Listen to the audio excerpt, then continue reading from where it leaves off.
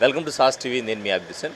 Doctor Rajasekhar eye hospital super speciality eye care centre. కంటి ఆపరేషన్లకు చెన్నై, మధురై వెళ్లనవసరం లేకుండా ప్రపంచ స్థాయి ఆధునిక ఆపరేషన్లు ఇప్పుడు మన నెల్లూరులో. సత్యసాయి భజన మందిరం ప్రక్కన 3వ మెయిన్ రోడ్, రామ్మూర్తి నగర్, నెల్లూరు.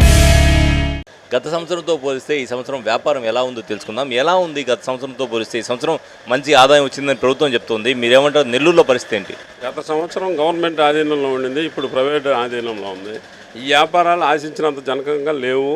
ఇంకొకటి ఏందిరా అంటే అన్ని ఆంక్షల మధ్య వ్యాపారాలు జరిగినాయి. ఆంక్షల మధ్య అంటే ప్రశాంతమైన వాతావరణంలో జరిగిందే తప్ప వ్యాపారాలు ఆశించినంత మేరకు వచ్చిందేం లేదు. అనుకున్న స్థాయిలో వ్యాపారం లేదు. ఎందుకని? ఎందుకు అంటే 10 గంటలకు అందరూ ఇళ్ళకి వెళ్ళిపోతున్నారు. ఎవరు రోడ్ల మీద తిరగటం లేదు. పోలీసు వాళ్ళు వాళ్ళ వృత్తిపరంగా వాళ్ళు బాగా చేస్తున్నారు. వాళ్ళ పని వాళ్ళు జరుగుతుంది. వ్యాపారానికి ఉండే ఇబ్బందులు ఇవే. గత సంవత్సరం ఏ విధంగా ఉంది? గత సంవత్సరం గవర్నమెంట్ పరిపాలన కదా ఉండింది.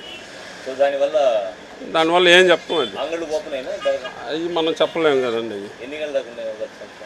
గత సంవత్సరం మనం అంతే కానీ చెప్పడానికి నిరాకరిస్తున్నారు. అంతే.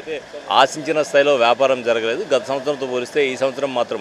ఎందుకంటే జిల్లా ఎస్పీ అజితా విజెండ్ల గారు చాలా స్ట్రిక్ట్గా ఉన్నారు. బయట తిరిగేటువంటి వాళ్ళ మీద, మద్యం సేవించి వాహనాలు నడిపే వాళ్ళ మీద అంతా కూడా కేసులు నమోదు చేసినటువంటి పరిస్థితి ఉంది.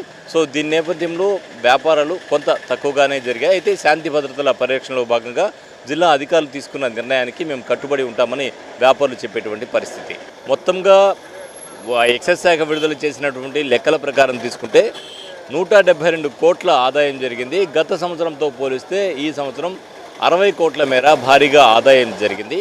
ఇందుకు పలు రకాల కారణాలు చెప్తూ ఉంటే ప్రధానంగా దీనివల్ల ఎవరు లాభపడతారు, ఎవరు నష్టపోతారు అనేది అటు ఉంచితే 31వ తేదీ రాష్ట్ర వ్యాప్తంగా భారీగా మద్యం విక్రయాలు, 172 కోట్ల మేర అమ్మకాలు, అందులోనూ 2,20,000 కేసుల మద్యం అమ్మినట్టు మనకు అధికారిక లెక్కలు. అలాగే 95,000 కేసుల బీర్ కూడా విక్రయించినట్టు మనకు అధికారిక లెక్కలు అయితే ఉన్నాయి. సో దీన్ని ఏ విధంగా చూడాలి, ఎలా చూడాలి? మరి న్యూ ఇయర్కి సంబంధించి జోష్లో ఏపీ మద్యం అమ్మకాల్లో రికార్డ్ అయితే ఇది విజయానికి సూచన, లేకపోతే ప్రజల ఆరోగ్యాలపై హెచ్చరిక? ఇది మీరైతే కామెంట్ చేయాల్సిన పరిస్థితి. ఖజానాకు ఇది బంపర్ ఆఫరే, కానీ కుటుంబాలకు భారం కదా. ఎస్. అలాగే మద్యం అమ్మకాలతో ఏపీ టాప్లో ఉంటే దాని వెనక దాగిన నిజమేంటి? దీన్ని కూడా మనం చెప్పుకోవాల్సినటువంటి పరిస్థితి ఉంటుంది. ఇది ఒకవైపు ఆందోళన కలిగించేటువంటి అంశమే. ఒకవైపు జోష్ ఇచ్చినా కూడా, తాత్కాలిక జోష్ ఇచ్చినా కూడా మద్యపాన ప్రియులుగా మారడం అనేది ఆందోళన కలిగించేటువంటి విషయం, కుటుంబాలపై భారం మోపేటువంటి విషయం. దీనివల్ల ప్రభుత్వానికి భారీగా ఆదాయం వస్తుంది, సంక్షేమానికి కొంత నిధులు చేకూరేటువంటి అవకాశం ఉంది. గత సంవత్సరంతో పోలిస్తే ఈ సంవత్సరం అక్రమ వ్యాపారం లేకపోవడంతో మద్యం అమ్మకాలు భారీగా జరిగినట్టు ప్రభుత్వం చెప్తోంది. రాష్ట్ర ఆర్థిక పరిస్థితి కొంతమేర బాగుండేటువంటి అవకాశం ఉంది. అయితే పేద మధ్యతరగతి కుటుంబాలపై ఖచ్చితంగా ఇది భారమే కదా. ఇలా మద్యానికి అలవాటు పడితే యువత పరిస్థితి ఏంటి? యువత రేపటి భవిష్యత్తు, దీని గురించి కూడా ఆలోచించాల్సినటువంటి పరిస్థితి ఉంది. అలాగే గృహహింస, రోడ్డు ప్రమాదాలు, తాగి వచ్చి ఇంట్లో మహిళలను కొట్టడం కానీ ఇటువంటివి పెరుగుతాయి.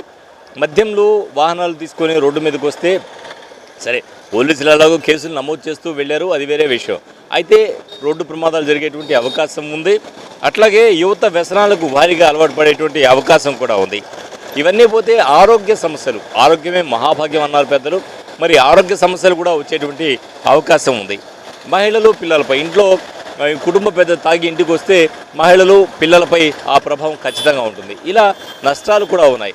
మరి ఇది ఏదైతే అధికారిక లెక్కల ప్రకారం 172 కోట్లు చూపిస్తున్నారో దీనివల్ల ఎవరికి ప్రయోజనం, ఎవరికి నష్టం? కామెంట్ చేసే బాధ్యత అయితే మీదే. కెమెరామెన్ మహేష్తో హుస్సేన్, సాస్ టీవీ, నెల్లూరు.